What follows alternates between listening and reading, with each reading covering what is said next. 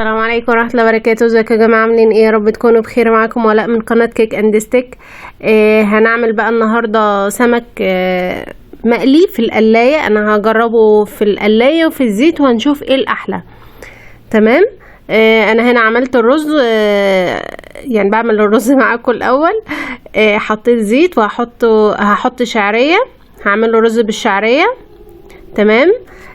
هحط بقى الشعرية على حسب ما انتوا حابين يعني، وعلى حسب كمية الرز. هقلبها كده لحد ما تصفر. مش عايزاها تصفر قوي.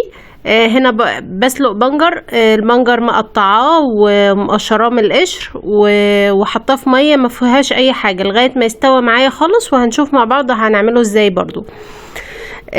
زي ما قلت لكم، هنا الشعريه بحمرها بالطريقه العاديه خالص، او مكرونه سباكيتي لو ما فيش شعريه بتكسروها. انا عملتها في فيديوهات كتير قبل كده معاكم. عند ماما ما بيحبوش الشعريه، بيحبوا المكرونه السباكيتي اكتر. وغسلت الرز حطيت عليها، وفي ناس بقى بتحط على الشعريه ميه. تمام، براحتكم طبعا، الطريقه اللي بترتاحوا فيها وبتحبوها هي النتيجه واحده، يعني بيطلع رز بالشعريه في الاخر يعني. تمام كده. عاملين ايه في الحر يا جماعه؟ الواحد خلاص هيطلع من هدومه. الحمد لله. بحب اقلب الرز في الزيت تقلبتين كده، بيفلفل وبيبقى حلو. حطيت طبعا ملح على حسب الرغبه، والرز كل كوبايه رز عليها كوبايه ميه. تمام كده. وهسيبه بالطريقه العاديه خالص يتشرب معايا، وما يتشرب بحطه على نار هاديه، ولو في شياطه بحط شياطه. والبنجر معايا سايباه على النار بيستوى. تمام. هنا بقى هعمل الدقة او الدقة على حسب ما بتقولوا. هعملها للسمك يعني. حطيت ملح وكمون وشطة وانا عندي بهارات سمك حطيتها برضو. لو مفيش عادي مش هتفرق، طالما حطيته كمون وشطة مفيش مشاكل. تمام. وطبعا ليمون. هقلب بقى التتبيلة دي كده مع بعض، وهنشوف بقى ايه هنعمل ايه في السمك دلوقتي. هقلبها بس تقلبتين كده، مش يعني السمك زي ما هو، انا بس شطفاه كده بالمية وخلاص على كده. تمام. هنا بقى معايا ده اللهم صل على النبي، نسيت اسمه ايه. معايا دقيق ده. ده دقيق حطيت كده في الطبق. ده دينيس. هقليه زي ما هو، ما فتحتوش ولا اي حاجه. جربوه، هي اسمها ايطاليانو او مش عارفه اسمه ايه بالظبط. هو تقريبا بيبقى ما بيتقلى بيبقى سمك ايطاليانو. تمام. ده صيد بابا بقى، ربنا يديه الصحه ويبارك في عمره يا رب. وده نقط. تمام. هبدره كده كله بالدقيق من غير ما حطيت ولا ملح ولا اي حاجه. بصوا، ولا اي حاجه خالص. هو طبعا بيتاكل مشوي، لو انتوا عايزين مشوي براحتكم، بس جربوه مقلي هتحبوه قوي. احنا بنحبه كده وبنحبه كده. حطيت الزيت عادي وبقليه بالطريقه العاديه، مش على نار هاديه قوي ولا عاليه قوي، في الهادي كده. جبت بقى طبق او حله او اي حاجه بغطا، حطيت من التتبيله او الدقه اللي انا عملتها والليمون. تمام. وهبدا اقلي بقى السمك عادي بالطريقه العاديه خالص. تمام كده. اللي لسه بقى ما اشتركش في القناه اتمنى ان هو يشترك وينورني، وما تنسوش تحطوا اللايك والكومنت الحلو اللي زيكم، وتشيروا الفيديو على قد ما تقدروا. هنا بقى السمك بصوا طلع معايا فله. اللون الذهبي الرايق الحلو، اللي هي ولا نار هاديه قوي ولا نار عاليه قوي. تمام. عشان السمك لو نار عاليه السمك هياخد لون بسرعه وهيبقى ني من جوه. تمام. بس هو النار تبقى وسط كده، هيبقى مستوي من جوه، هيطلع معاكم اللون الذهبي كده. والسمك اللي بيطلع برش عليه الدقه والليمون وبغطيه. ده اهم خطوه في السمك زي ما انتوا شايفين كده. ايوه. بقوم حط عليه من الدقه اللي انا عاملاها او الدقه على حسب ما انتوا بتقولوا. تمام. قولولنا بقى، بتصيفوا في حته ولا قاعدين في البيت ولا بتعملوا ايه في الصيف؟ وايه الاماكن اللي عندكم بتحبوا تخرجوا فيها يعني؟ قولوا لنا كده وشاركونا في الكومنتات. بصوا زي ما انتوا شايفين اللي انا بطلعه برش عليه زي ما قلت لكم، وبحط ليمون. دي اهم خطوة في السمك، ان هو عشان يتملح ويبقى يدي طعم يعني. هنا بقى ايه، انا كده خلصت الزيت تمام كده، وهرشه وهسيبه واغطيه، وهنشوف مع بعض ايه دلوقتي هنعمل ايه في القلاية بقى. وانا بصراحة ما اخدتش كمية كبيرة للقلاية يعني، ولا كمان قسمت الكمية يعني. هنا اخدت سمكتين بس، هاخد سمكتين بس زي ما انتوا هتشوفوا معايا دلوقتي. انا كده بقى حطيت ورق الزبدة حلو قوي بصراحة، بينضف لي القلاية، ومش بغسلها طبعا، بس مش زي ما بيبقى الزيت بقى والدنيا متبهدلة. لا بصراحة حلو. اخدت زي ما قلت لكم كده سمكتين، وهرش عليه زيت رشة كده بسيطة تمام.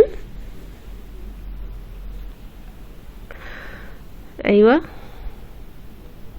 هشغل بقى القلاية وهعمل هختار برنامج السمك، اداني درجة حرارة 200 وعملت 10 دقايق تمام. هنشوف برضو في نص الوقت الدنيا فيها ايه. هنا بعد 5 دقايق، ايه ده، لا ما لقيتوش ولا قال حاجة ولا الجنب التاني. هو طبعا ورق الزبدة بيخليني اقلب اي اكل، بس لو من غير ورق الزبدة لا، اكتر الاكلات ما بقلبهاش بصراحة يعني. هنا بقى عدى 10 دقايق وبرضو مفيش اي حاجة، فعملت 10 كمان. هنا خلصت 10 كلهم. بدأت تديني ايه، بصوا كانت لازقة اصلا في الورقة يعني، مش عارفة بصراحة يعني.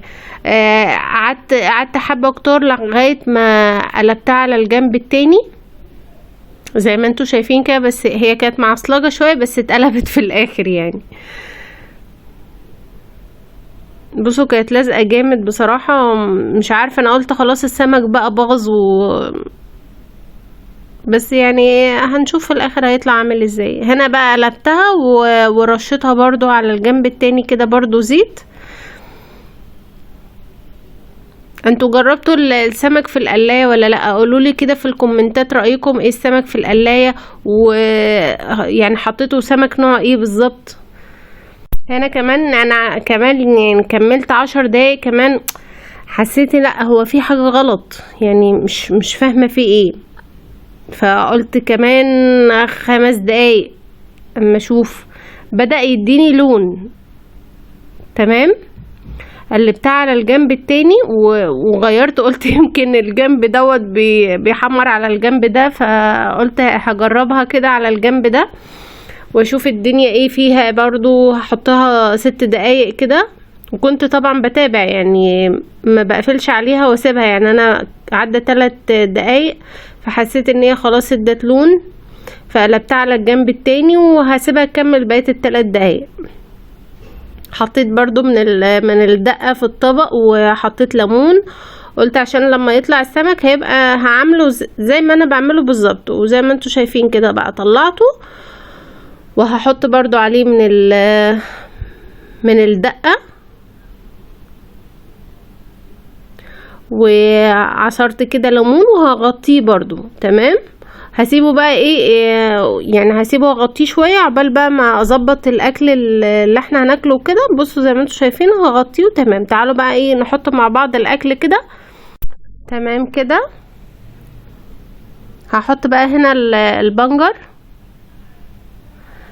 جربوا سلطة البنجر، هو كب مني وانا ما كنتش واخده بالي بس حصل خير.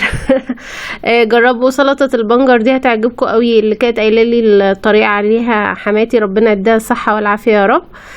بصراحه حلوه قوي، من السلطات اللي بتبقى حلوه مع الاسماك، مع البحريات عامه يعني.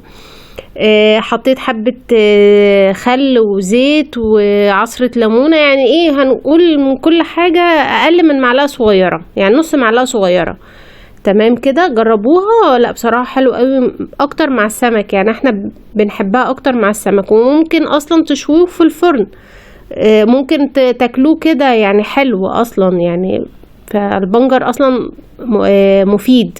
وهنا بقى حطيت الرز، بصراحة كان حبة رز بصراحة يعني كان حلو قوي بألف انا يا رب، كان مفلفل كده وكان جميل بصراحة. وهو السمك الرز والشعرية، الرز بالشعرية بيبقى حلو قوي مع الاسماك برضو، بيبقى حلو قوي يعني عن الرز الابيض العادي. ممكن تعملوا رز صيادية برضو براحتكم. مش عارفة انا مالي النهاردة متلخبطة، بس هو الحر بصراحة صعب قوي، ربنا يرحمنا يا رب. حطيت بقى كده السمك زي ما انتوا شايفين، وده السمك اللي انا عملته في القلاية. تمام. بصوا هنشوف بقى، انا هفتح معاكم من دي ومن دي، وهنشوف الشكل هيبقى عامل ازاي، زي بعض ولا ايه. قولولي برضو زي ما بقول لكم كده لو انتوا جربتوا في القلاية السمك ونوع السمك ايه، لان الموضوع بيفرق يعني، اعتقد السمك عن السمك بيفرق. فقولولي جربت سمك ايه نوعه في القلاية وطلع مظبوط معاكم ولا لا. وان شاء الله اصلا الاسماك انواع كتير، فهنجرب ان شاء الله مع بعض انواع تانية يعني. هنا بقى دي اللي عملتها بالقلاية. تعالوا نشوف مع بعض كده.